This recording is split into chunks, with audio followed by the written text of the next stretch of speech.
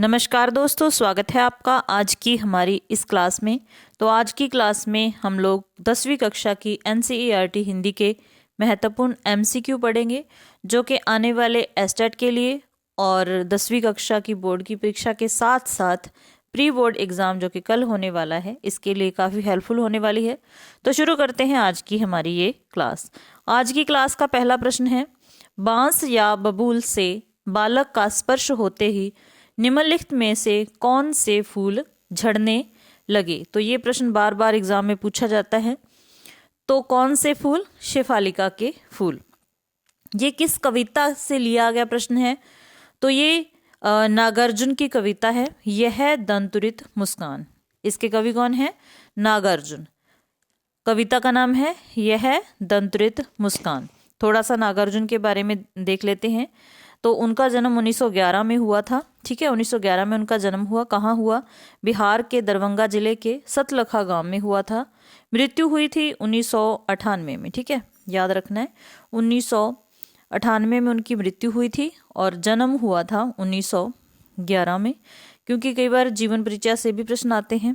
ठीक है, और इनका मूल नाम कई बार पूछा जाता है। मूल नाम क्या था? वैद्यनाथ मिश्र था। ठीक है, इनका मूल नाम था वैद्यनाथ मिश्र और ये 1936 में श्रीलंका चले गए थे और इनके पीछे से ही इनके बच्चे का जन्म होता है और अपने ही बच्चे की मतलब सुंदर मुस्कान पर मोहित होकर ये कविता लिखते हैं। 1936 में ये श्रीलंका गए और 1938 में वापस आए थे, ये भी प्रश्न बनता है।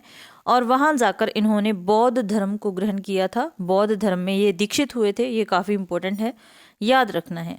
ठीक है, इसके साथ ही मैथिली भाषा में कविता करने के कारण इनको साहित्य अकादमी पुरस्कार भी मिला था और मैथिली भाषा में ये यात्री नाम से प्रतिष्ठित हुए थे। मैथिली भाषा में यात्री नाम से प्रतिष्ठित हुए थे। काफ़ी सारे क्वेश्चन हमने डिस्कस कर लिए हैं। तो बढ़ते हैं आगे अगले क्वेश्चन की ओर। ठीक है, आगे है, जलजात तालाब छोड़कर कहाँ खिल रहे हैं। जलजात तालाब छोड़कर कहाँ खिल रहे हैं? कवि की झोपड़ी में, कवि की कोठी में, कवि के फ्लैट में या कवि के बंगले में। तो कवि कहता है कि छोड़कर तालाब मेरी झोपड़ी में खिल रहे जलजात। तो हमें पता चल गया कि इसका सही आंसर क्या हो जाएगा? कवि की झोपड़ी में। ठीक है, आगे है, जलजात शब्द का अर्थ है। तो क्या अर्थ होगा? जो बच्चे 10वीं कक्षा की परीक्षा की तैयारी कर रहे हैं उन्हें एक एक चीज़ को ध्यान से देखना है, और जो बच्चे पीजीटी हिंदी की तैयारी कर रहे हैं उनके लिए भी, क्योंकि इस बार जो कहा गया है कि सिलेबस एनसीईआरटी से इस तरीके से अंदर से प्रश्न पूछे जाएंगे जैसे एचपीएससी पूछता है स्क्रीनिंग में, तो उस तरीके से मतलब प्रश्न बन सकते हैं। तो जलजात का अर्थ तो बड़े बच्चों को तो सभी को पता है कि क्या होता है, कमल होता है। ठीक है, आगे है, माँ की अंगुलियां बच्चे को क्या कराती रही हैं। तो क्या कराती रही हैं?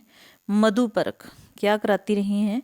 मधुपरक, जिसमें क्या होता है? दूध, दही, घी, शहद, जल का मिश्रण होता है जो बच्चे को माँ कराती है। ठीक है, आगे है, बालक के प्राणों का स्पर्श पाकर निम्नलिखित में से क्या जल बन गया होगा। तो कवि कहता है, परस पाकर तुम्हारा ही प्राण पिघल कर जल बन गया होगा कठिन पाषाण। तो पाषाण मतलब पत्थर। ठीक है, तो क्या बन गया? पत्थर पिघल कर जल बन गया। आगे है, फसलें कितने हाथों के स्पर्श की महिमा है। तो करोड़ों। फसल कविता से ये है प्रश्न, और फसल कविता के रचयिता भी कौन है? नागार्जुन है। ठीक है, नागार्जुन की कविता है फसल, और उसमें से ये प्रश्न लिया गया है कि फसल करोड़ों हाथों के स्पर्श की महिमा है। ठीक है, प्रश्न अच्छे लगे तो लाइक जरूर कर देना, चैनल पर नए हो तो चैनल को भी सब्सक्राइब कर लेना। हम लोग पढ़ते रहते हैं जब समय मिलता है। नेक्स्ट है, अनिमेष शब्द का अर्थ है, क्या है? टकटकी लगाकर देखना। ठीक है, या फिर एक टक देखना, या लगातार देखना, या ये तीनों। तो अनिमेष मतलब बिना पलक झपके। इसका अर्थ क्या होता है? बिना पलक झपके। तो टकटकी लगाकर देखना भी वही हो गया, एक टक देखना भी वही हो गया, लगातार देखना भी वही हो गया। तो इसका सही आंसर हो जाएगा ऑप्शन नंबर 4। नेक्स्ट है चिर प्रवासी मैं इतर। वाक्यांश में चिर प्रवासी कौन है? तो अभी हमने बात की थी कि जो नागार्जुन थे 1936 में श्रीलंका चले गए, वहां पर बौद्ध धर्म में दीक्षित हुए, 1938 में वापस आए थे, तो कवि ने अपने आप को कहा है, तो सही आंसर हो जाएगा कवि। आगे है नागार्जुन का जन्म कब हुआ? तो जिस बच्चे ने पहले ध्यान से सुना है तो आप कमेंट भी कर सकते हैं कि कब हुआ जन्म, तो कब हुआ था? 1911 में।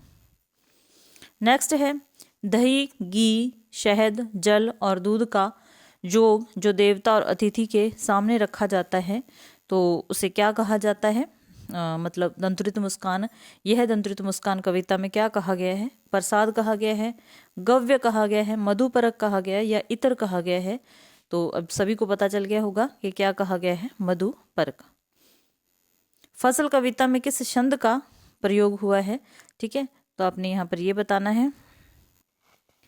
तो फसल कविता में किस छंद का प्रयोग हुआ है? ये कविता छंद मुक्त है। सही आंसर हो जाएगा कविता छंद मुक्त है। आगे है कनखी का अर्थ है सीधी निगाह से देखना, तिरछी निगाह से देखना, क्रोध से देखना, आवेश में देखना। तो नागार्जुन की तरफ उसका बच्चा कैसे देखता है? कनखी से देखता है, मतलब तिरछी निगाह से देखता है। ठीक है, नेक्स्ट है उत्साह कविता में किस दिशा से अनंत के घन आने की बात हुई है? तो अज्ञात दिशाओं से। आगे है धाराधर शब्द का अर्थ है, तो धाराधर क्या होता है? बादल होता है। ठीक है, नेक्स्ट है उत्साह किस प्रकार का गीत है? ये एक आह्वान गीत है। अगला हमारा प्रश्न है निदाग शब्द का क्या अर्थ है? तो निदाग का अर्थ क्या हो जाएगा? गर्मी। क्या हो जाएगा? गर्मी। ठीक है, कवि के अनुसार क्या नहीं पट रही है? तो ये सारे ही प्रश्न बहुत ही महत्वपूर्ण हैं आपके बोर्ड की परीक्षा के लिए और एसटेट के लिए तो है ही। ठीक है, तो पट नहीं रही क्या? शोभाश्री। नेक्स्ट है अट नहीं रही है वाक्य का अर्थ क्या होगा? न भरना होगा, या न समाना होगा, या आवाज न आना होगा, या न सुहाना होगा। तो सही आंसर हो जाएगा न समाना।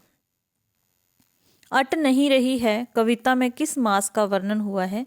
तो किस मास की सुंदरता का वर्णन हुआ है? किस मास की प्राकृतिक सुंदरता का वर्णन हुआ है? तो फागुन मास की। ठीक है, नेक्स्ट है कवि के अनुसार कौन विकल और उन्मन थे? तो समस्त सकल जन। सकल जन इसका सही आंसर हो जाएगा। किस वर्ष नागार्जुन जी श्रीलंका गए थे? तो ये तो हमने बात कर ली है, तो किस वर्ष गए थे? 1936 में। श्रीलंका में नागार्जुन जी किस धर्म में दीक्षित हुए? तो किस धर्म में दीक्षित हुए थे? कमेंट करना जो बच्चा ध्यान से पढ़ रहा है। तो बौद्ध धर्म में। ठीक है, वापिस कब आए? 1938 में। नागार्जुन जी मैथिली भाषा में किस नाम से प्रतिष्ठित हुए? ये सारे ही क्वेश्चन मैंने शुरू में ही मेन थे जो बात की थी, तो जो मतलब ध्यान से सुनता है उसको तो साथ के साथ याद हो जाते हैं। तो किस नाम से? यात्री नाम से। कवि ने फसल को किसकी महिमा कहा है? नदियों के पानी की, हाथों के स्पर्श की, मिट्टी की, सूरज की किरणों की। तो क्या आंसर आ जाएगा? हाथों के स्पर्श की। ठीक है, आगे है संगतकार प्राचीन काल से मुख्य गायक की गर्ज में यहाँ गर्ज शब्द का क्या अर्थ है? तो संगतकार कविता किसकी है?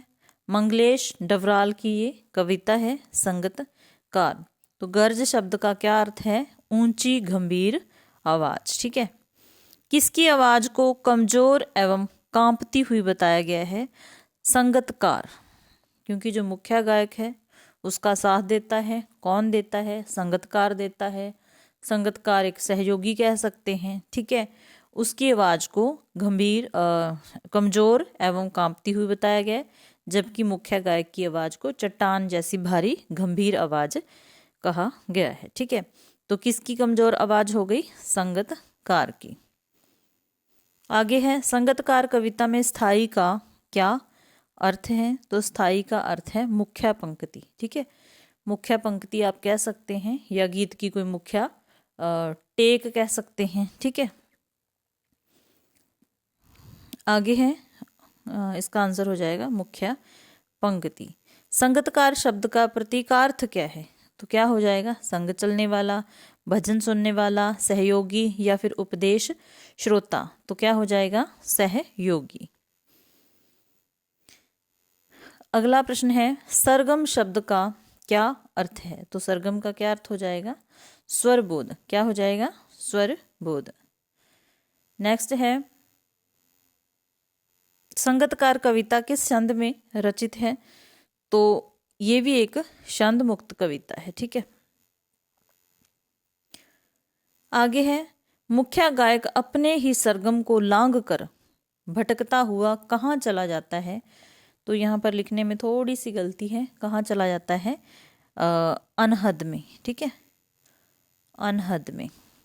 ऑप्शन नंबर 3 सही है, अनहद में चला जाता है, ठीक है। अनहद का मतलब होता है अपार मस्ती, ठीक है। तो उसे याद दिलाता है कौन? संगतकार, उसके बचपन के दिल जब वो नौसिखिया था। नौसिखिया मतलब जिसने अभी अभी सीखना शुरू किया हो, ठीक है। अगला प्रश्न है मुख्य गायक का स्वर किस में खो जाता है? तो किस में खो जाता है? अंतरे की जटिल तान में खो जाता है। अंतरे की जटिल तान में मुख्य गायक का स्वर खो जाता है। कवि किसका स्वप्न देख रहा था? तो ये आत्मकथ्या कविता है, किसकी है? जयशंकर प्रसाद जी की है। उसमें से ही ये लिए गया प्रश्न है। तो कवि किसके स्वप्न में खो जाता है? सुख के स्वप्न में खो जाता है, ठीक है।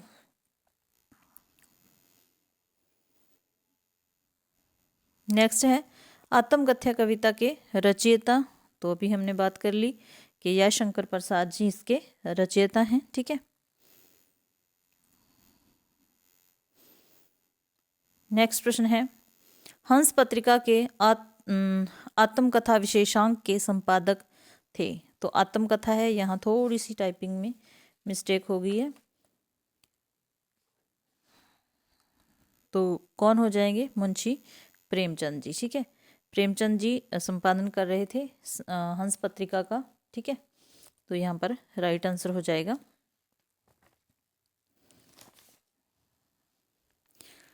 अगला हमारा प्रश्न है तो आज के लिए यही हमारे 35 प्रश्न खत्म हो जाते हैं।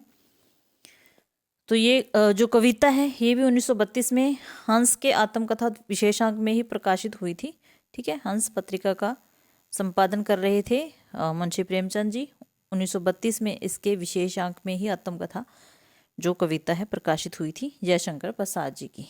तो इसकी नेक्स्ट क्लास जल्द अपलोड करने की कोशिश करूँगी। क्लास अच्छी लगी तो लाइक कर देना, चैनल पर नए हो तो चैनल को सब्सक्राइब कर लेना। मिलते हैं अगली क्लास में। क्लास देखने के लिए धन्यवाद।